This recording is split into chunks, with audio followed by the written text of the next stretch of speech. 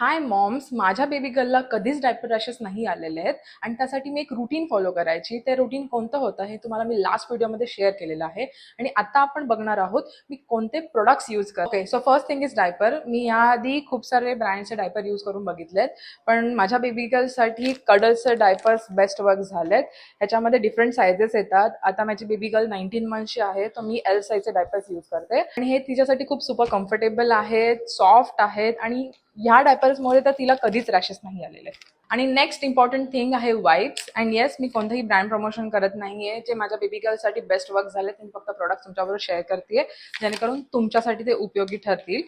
आणि नेक्स्ट आहे वाईप्स. हे मी मायलोचे वाईप्स यूज करते. 98% वॉटर बेस्ड वाईप्स येत आहे. खूप सॉफ्ट आहेत, कम्फर्टेबल आहेत.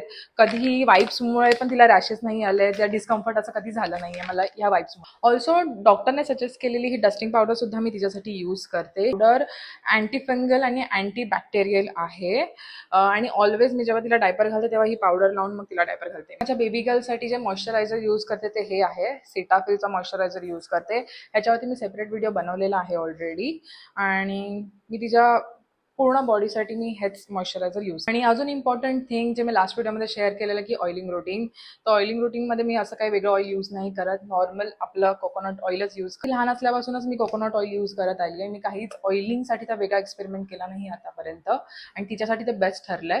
सो हे सगळे प्रोडक्ट्स होते मी माझ्या बेबी गर्लच्या डायपर रुटीनमध्ये यूज करते. जर तुम्हाला या सगळ्यांची लिंक हवी असेल तर मला कमेंट करा, मी शेअर करेन.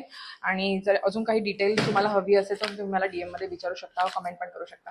बाय.